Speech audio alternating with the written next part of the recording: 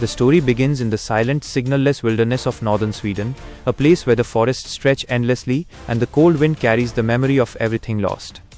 Four friends have come here to fulfill the last wish of their dead friend Rob. Months earlier, after a late-night party, Luke and Rob had stopped by a small convenience store. In a matter of seconds, that place turned into a nightmare. Armed robbers stormed in. Luke hid, but Rob tried to protect him. The price of that bravery was his life.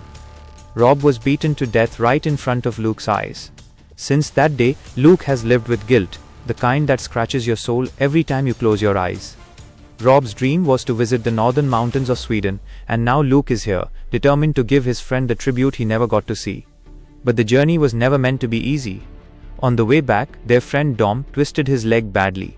The nearest lodge was at least 14 hours of walking. Dom couldn't survive that long. So the group made a fatal decision. They cut through the forest, hoping for a shortcut. That moment sealed their fate. The moment they stepped inside, their compass died. Hutch noticed it first, but stayed silent, hoping to avoid panic. The deeper they walked, the heavier the air felt, like the forest itself was watching. Soon they found a dead black bear hanging from a tree, its stomach ripped open, blood still dripping onto the moss below. Something about that scene wasn't human. Something felt ancient. Rain poured hard as night fell, forcing them to take shelter in an abandoned wooden cabin. Inside, Phil climbed upstairs to check the rooms, but what he found froze his breath. Sitting in the corner was a headless straw figure, holding the antlers of a deer like some forgotten pagan god. Nobody understood what it meant. Hutch guessed it must belong to some old Nordic ritual. The cabin didn't feel like shelter, it felt like a warning. At night, everything went wrong. Luke woke up to a strange white light burning into his eyes. When he stepped outside, he felt he was back inside the convenience store, Rob's death replaying before him. When he snapped out of it, deep claw marks were carved into his chest. Inside the cabin he heard screams. Hutch sat in a corner, paralyzed with fear and soaked in his own panic. Dom was trapped inside a nightmare, shaking violently. Phil was missing. When Luke rushed upstairs, Phil was kneeling naked in front of the straw idol, as if worshipping it. They fled the cabin at first light. The forest around them had changed. Strange symbols were carved into nearly every tree. Something was marking territory, or guiding them. Dom's leg grew worse, but they had no choice except to keep walking. Luke climbed a small ridge to scout the forest, but what he saw made his blood run cold. Something massive, something impossible was moving between the trees. When he told the others, they didn't believe him until he lifted his shirt and showed the claw marks. By nightfall, they were still trapped inside the forest. They set up their tents, but Luke couldn't sleep. Whispering sounds circled their camp. When he peeked outside, he saw dark silhouettes standing silently in the distance. Then, once again that white light flashed, and Rob's murder repeated before Luke's eyes, as if the forest was feeding on his guilt. Suddenly, one of the tents was dragged away by something huge. Luke woke up to real screams. Hutch was gone, his tent torn apart like paper. They searched all night. No Hutch, no path out. At sunrise, they found Hutch's body hanging from a tree, slaughtered like the bear, stomach torn apart. This time, they knew the truth. Something was hunting them. It wasn't human. While crossing a ridge, they spotted a shadow on a hill, a creature following them, studying them. And then, without warning, a giant hand snatched Phil and dragged him screaming into the darkness. By the time Luke and Dom reached the spot, only a flashlight remained. Now only two were alive. Running for their lives, they found another cabin lit by torches. Desperate, they rushed inside. A mistake.